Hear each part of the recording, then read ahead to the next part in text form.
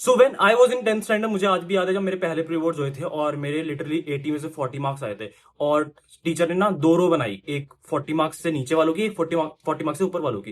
And मैं sir से पूछा, सर मैं प्लीज 40 से ऊपर वाले में बैठ जाऊं, क्योंकि 40 से नीचे वालों को ना बहुत हार्श ट्रीटमेंट दिया था कि यार तुम लोग को दिन भर मैथ्स ही करनी है। लेकिन सर ने मेरे से कहा कि नहीं, तू 40 से नीचे वाले में बैठेगा एंड प्री बोर्ड्स 2 में अगर अच्छे मार्क्स लाएगा तो ठीक है, तेरे को दूसरी वाली रो में शिफ्ट कर दिया जाएगा। And to be honest, second pre boards 15 दिन बाद थे और मेरे लिटरली 74 मार्क्स आए थे। क्लास में टॉप 5 में था मैं। मैंने उन 15 दिनों में क्या ऐसी चीज करी जो तुम अभी कर सकते हो। लिटरली अगर तुम्हारे 5-6 दिन बचे हैं ना बोर्ड से पहले, तो तुम लोग जो भी गलतियां कर रहे हो तुम्हारी सॉल्व हो जाएंगी। क्योंकि लास्ट के टाइम पे तुम लोगों ने अगर मैथ्स से फकअप कर दिया, मैथ्स एक ऐसा सब्जेक्ट है तुम्हें खुद भी पता होगा, या तो मैथ्स में कोई बच्चा बहुत ही स्ट्रांग होता है जो बाकी सब्जेक्ट्स में नहीं होगा, लेकिन मैथ्स बहुत ज्यादा स्ट्रांग होगा। और दूसरा टाइप का ऐसा होगा कि मैथ्स उसकी बहुत ज्यादा वीक होगी। तो मैथ्स के सबसे ज्यादा गोटेड टिप्स मैं तुम्हें देने वाला हूं। सबसे पहली चीज कि तुम लोगों को ये पता होना चाहिए कि तुम्हारा ब्रेन है ना, वो एक चीज को फॉलो करता है जो कि है बायसनेस।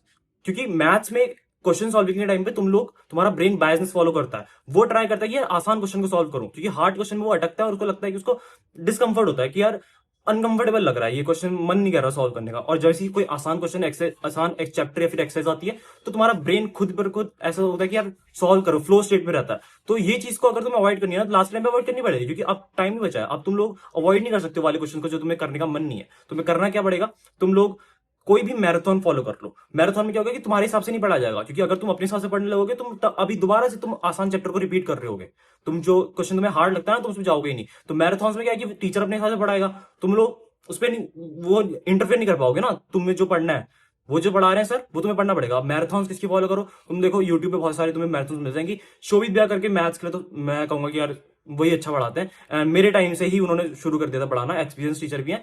एंड उनकी मैराथन में मैंने ये चीज भी देखी है कि बहुत सारे लोगों ने मेरे को बोला भी है कि यार लास्ट ईयर भी रिपीट हुए थे क्वेश्चंस। अगर तुम लोग ऐसा हो कि तुम लोग को पढ़ना है कि जो तुम पढ़ो वही क्वेश्चन में एग्जाम में रिपीट हो जाए, तो शोभित विद्या की तुम मैराथन्स फॉलो कर लेना। तो यहाँ पे तुम्हारा ना एक बायसनेस वाला फैक्टर हट जाएगा, क्योंकि शोभित विद्या अपने हिसाब से पढ़ाएंगे तुम्हें और तुम लोग वहां पे इंटरफेयर नहीं कर पाओगे। तुम्हारा ब्रेन उस चीज के लिए क्रेव नहीं करेगा कि यार आसान क्वेश्चन कराओ। वो अपने हिसाब से क्वेश्चन वही कराएंगे जो बोर्ड्स में आएंगे, तो तुम उसके हिसाब से चलोगे। एक और चीज जो लास्ट के 4-5 दिनों में तुम्हें बहुत ज्यादा काम आएगी, वो है भाई अपनी ना एक्यूरेसी पे इतना ज्यादा फोकस मत रखो जितना ज्यादा तुम लोग स्पीड पे रखो। क्योंकि क्या होगा कि जब तुम मैथ सॉल्व कर रहे हो, तुम एक क्वेश्चन में अटके, जो कि होता है यार, तुम एक क्वेश्चन में अटको ही गई और उसको तुम पूछने जाओगे। अब वहां पे अगर तुम टाइम वेस्ट कर रहे हो, तुम लोगों को ना स्पीड मेंटेन करनी है। फॉर एग्जांपल, अगर तुम किसी क्वेश्चन में अटक रहे हो, तुम्हें स्टेप्स उसके ऑलरेडी आते थे, बट तुम लोग से इस बार नहीं हुआ वो। अब तुम उस पर टाइम वेस्ट करने लगे, तुम लोग सोच रहे हो कि यार नहीं, मैं इसको सॉल्व करूंगा ही करूंगा, क्योंकि यार हो सकता है यही क्वेश्चन, जो कि सही बात है। लेकिन ना ये चीज होती है 15-20 दिन पहले करने वाली। अब अगर 4-5 दिन बचे, तुम लोग को उसी टाइप का अगला क्वेश्चन पे चले जाओ, क्योंकि अगले क्वेश्चन को तुम स्टार्टिंग सॉल्व कर रहे हो तो वही सेम चीज फॉलो हो रही है। स्टेप्स तुम्हें दोबारा वही सेम लगाने हैं, अब आंसर कोई दूसरे वाले क्वेश्चन के हिसाब से आएगा, है ना। तो तुम लोग इस टाइम पे अंडर कॉन्फिडेंट नहीं फील करोगे, जो कि एक्जैक्टली सेम चीज एग्जाम में भी होती है। एग्जाम में अगर तुम्हारा कोई क्वेश्चन अटकता है, तो तुम लोग को उस पर टाइम वेस्ट करने के बजाय तुम लोग आगे वाले क्वेश्चन करो। समझ रहे हो। तो इस चीज की प्रैक्टिस करनी, तो एक्यूरेसी ज्यादा तुम लोग को स्पीड की प्रैक्टिस करनी पड़ेगी। क्योंकि एग्जाम के टाइम पे अगर मान लो 2.5 घंटे निकल गए और तुम्हारे अभी भी 4-5 क्वेश्चन बचे हुए हैं लंबे लंबे, तो अब तुम नहीं कर पाओगे। तो तुम्हें स्पीड को इतना मास्टर करना है कि लास्ट के टाइम पे अगर आधा घंटा ही बचा और 5 क्वेश्चन भी हैं, तो तुम वहां पे भी कर लो। तो मैथ्स में यही चीज होती है कि यार अटक जाता है बहुत सारा।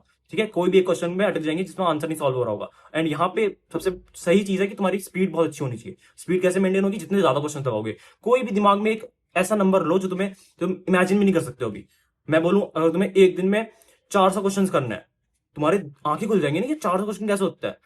तुम लोग खुद अभी कमेंट सेक्शन में बोलोगे कि ये तो इम्पॉसिबल है, ये है वो है। लेकिन वही कह रहा हूँ कि एक ऐसा नंबर लो जो तुम इमेजिन नहीं कर सकते कि मैं इतने क्वेश्चन लगा सकता हूँ।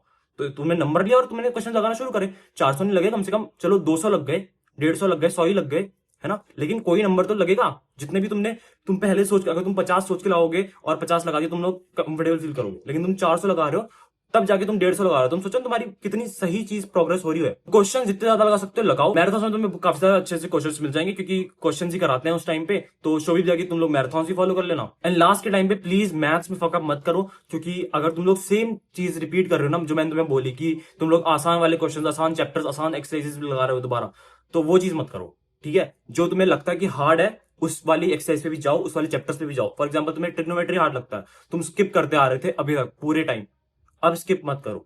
अब उसके भी क्वेश्चंस लगाओ, और मोस्ट इंपॉर्टेंट क्वेश्चंस लगाओ, या फिर मैराथन से लगाओ, या फिर सैंपल पेपर से लगाओ, कैसे भी लगाओ, बट उस चैप्टर के भी क्वेश्चन लगाओ। कोई भी चैप्टर स्किप मत करके जाना। मोस्ट इंपॉर्टेंट क्वेश्चन तो लगा ही लेना एटलीस्ट। एंड जो भी क्वेश्चन में तुम अटक रहे हो ना, बस ये समझ लेना कि आंसर ज्यादा इंपॉर्टेंट है कि तुमने स्टेप्स सारे फॉलो किए थे, तुम्हारा मेथड्स फॉलो हुआ कि नहीं हुआ। अगर वो फॉलो हुआ है तो समझ लो कि आंसर में ठीक है, तुम स्पीड पे फोकस कर रहे हो, एक्यूरेसी तुम्हारी एग्जाम में अपने आप निकल के आ जाएगी। तो एग्जाम में सबसे ज्यादा डिफिकल्ट क्वेश्चन नहीं आता है, आसान क्वेश्चन भी आते हैं, एंड वो मॉडरेट लेवल के आते हैं, ताकि क्योंकि पूरे इंडिया के बच्चे हैं ना उसमें, खाली सबसे टॉपर्स नहीं है। समझ रहे हो, अगर तुम्हें कोई हार्ड क्वेश्चन तुम सॉल्व कर रहे हो, अगर तुमने स्टेप्स वगैरह सब सही लगाए तो समझ लो कॉन्फिडेंट रहो, आंसर गलत भी आए तो अगले क्वेश्चन पे मूव ऑन करो, स्टेप्स सारे फॉलो करो बस। तो ये थी कुछ टिप्स भाई मैथ्स के एग्जाम के लिए जो भी तुम्हारे बोर्ड्स के आने वाले हैं। अगर तुम लोग ऐसे ही गैप डेज में अच्छी अच्छी वीडियोस देखना चाहते हो, ये अच्छी जो भी गैप डेज में जो तुम स्ट्रेटेजी फॉलो करना चाहते हो, तो तुम सब्सक्राइब कर लेना। That's it for this video, see you in the video, then keep hustling, be a man, piece.